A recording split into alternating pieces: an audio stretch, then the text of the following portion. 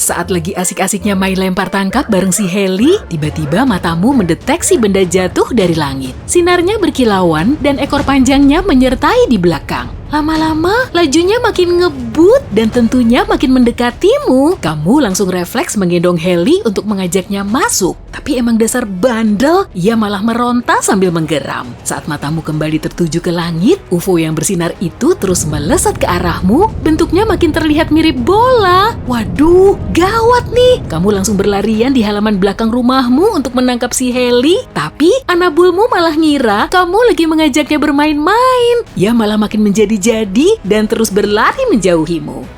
Kamu mulai nyoba berbagai trik untuk membuat si Heli masuk rumah. Dan kebetulan juga momennya sangat pas. Objek itu memancarkan cahaya super terang yang menyilaukan. Lalu tiba-tiba, duar! Seakan-akan matahari telah hancur menjadi serpihan, lalu sebagiannya jatuh ke halaman belakangmu. Kamu pun langsung ngumpet di balik sofa sambil mengintip keluar. Sesaat kemudian, tetanggamu datang untuk ngecek keadaanmu. Tapi saat membuka pintu, kamu malah disambut oleh todongan kamera.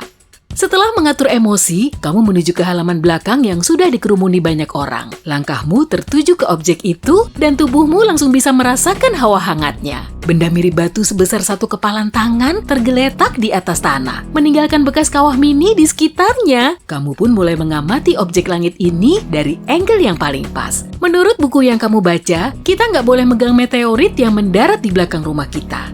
Karena nggak bisa nemu sarung tangan, kamu cuma pakai potongan aluminium foil untuk memegang batu tadi. Saat kamu kembali keluar, ada emas-emas yang sudah memegangnya sambil berselfie ria. Kamu langsung merenggut batu itu dari si tamu tadi undang, lalu memasukkannya ke wadah ziplock agar terlindung dari udara lembab dan masalah lain yang bisa merusaknya. Itu pun masih kamu tambah lagi dengan membungkusnya pakai aluminium foil. Meteorit besar yang jatuh dari langit nggak akan bisa kita sentuh karena suhunya sangat panas. Yang sekecil ini sih sudah pasti dingin duluan sebelum jatuh ke tanah.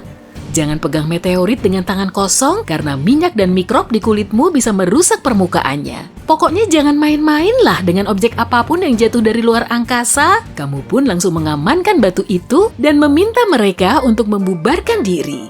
Saudara-saudara, maaf nih, saya masih pengen rebahan santuy. Tolong dong bubar dari sini. Ya, penonton kecewa deh. Setelah kamu hubungi, pihak agensi luar angkasa langsung datang ke rumahmu.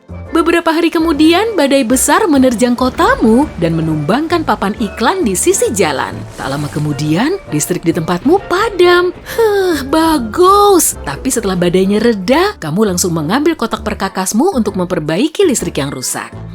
Weekendmu pasti hektik banget ya. Langkahmu menuju gudang seketika terhenti saat genangan besar ada di hadapanmu. Gampang, lewat samping sini juga beres. Tapi suara kecil di benakmu terus mengomporimu. Mau kemana tuh? Beresin ini dulu dong. Kamu langsung meletakkan kotak perkakasmu dan berganti kostum bersih-bersih. Genangan air seperti ini sangat disukai nyamuk dan hama lain sebagai tempat untuk berkembang biak. Memangnya kamu mau hidup bareng hewan pengisap darah yang berisiknya minta ampun? Aku sih ogah kalau harus keseringan begadang dan terserang gatal-gatal karena makhluk durjana ini. Apalagi kalau kamu punya hewan peliharaan yang bisa bergerak bebas. Bisa aja kan anabulmu nyemplung ke air yang tercemar. Dan lebih parahnya lagi, genangan ini berada di dekat kotak listrik yang berpotensi menimbulkan bencana. Akhirnya kamu bisa mengeringkan genangan itu dan bikin halamanmu kembali cantik. Masalah listrik juga sudah teratasi. Asik, udah bisa nyantai bareng si Heli deh. Kamu sedang menikmati burger lezat di halaman belakang. Setelah puas dengan beberapa gigitan, kamu mulai meraih kentang gorengmu. Tapi kok ada yang aneh ya? Waduh, ada tawon besar yang lagi hinggap di makananmu tuh. Saking paniknya, kamu langsung bangkit, melempar burger, lalu lari tunggang langgang ke dalam rumah. Tak lupa mengunci pintu dan menggendong si Heli lagi. Reaksimu memang agak lebay sih, tapi mau gimana lagi kan? Nah, saat memasuki dapur, kamu melihat kawanan tawon sudah mengerubungi daging panggang hangat yang tadi kamu taruh di atas meja. Kian lama, jumlahnya makin banyak. Kamu pun keluar rumah untuk mencari sumbernya. Matamu mulai menatap sekeliling dengan penuh curiga. Ada tawon yang terus-terusan terbang dari tempat memanggang daging menuju atap rumah. Satu tawon kembali ke atap, kemudian 2 tawon keluar dari situ. Pantesan, ternyata ada sarang tawon. Setelah mengambil tangga, kamu langsung memanjatnya untuk ngecek sarang itu dari dekat. Untung aja ya, sarangnya ada di luar rumah. Gak jarang juga loh, tawon bikin sarang di dalam rumah. Misalnya di belakang lemari atau di rak dapur. Si Heli berlarian keluar lagi tuh, lalu nyomot daging yang jatuh. Akibatnya, tawon di situ mulai terintimidasi, lalu terbang mengitari anjingmu untuk menghalaunya. Tapi untungnya, kamu segera menolong Heli dengan menggendongnya dan membawanya masuk.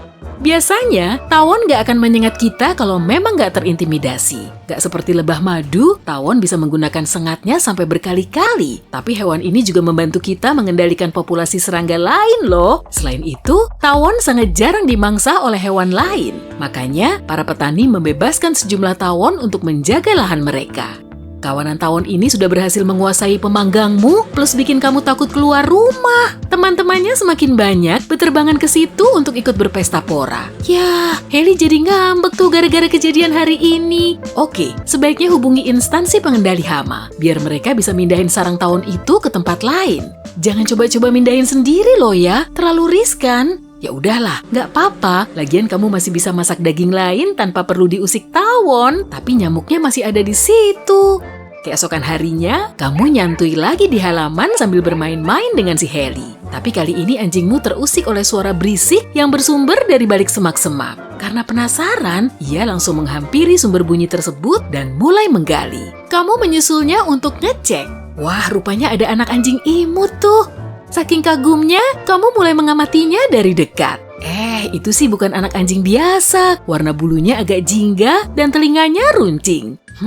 Ternyata kamu baru aja nemu sarang rubah di halaman belakangmu. Atau lebih tepatnya, anjingmu yang tadi nemu. Anak rubahnya pasti kelaparan tuh, perlu segera makan. Nah, sebaiknya tunggu sang induk aja lah yang membawakannya makanan. Di luar negeri, rubah juga sering dijumpai di tengah kota, terutama di area-area yang menjadi habitatnya. Tapi tetap aja sih, kamu kaget saat melihat ada rubah di belakang rumahmu.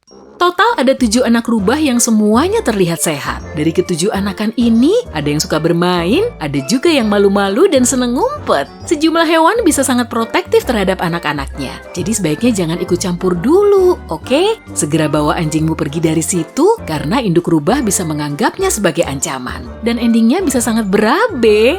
Rubah termasuk hewan pemakan segala dan tentunya akan menggali sampah untuk mencari makan. Sambil membawa si Heli ke dalam rumah, kamu mulai memutar otak untuk mencari cara. 7 rubah imut ini memang kelihatan jinak ya, jadi gampang lah kalau mau dipindahin, tapi umurnya masih sangat muda, jadi lebih gampang terluka. Sedikit tekanan saja bisa loh bikin tubuhnya terluka, belum lagi kutu yang hinggap di tubuhnya. Karena selalu di luar ruangan, anak rubah rentan terhadap segala macam hama jahat. Oke, kamu segera menghubungi pengendali hewan untuk melaporkan sarang rubah ini. Udah, biarin aja mereka yang mengurus masalah ini, oke? Halaman belakangmu unik juga ya.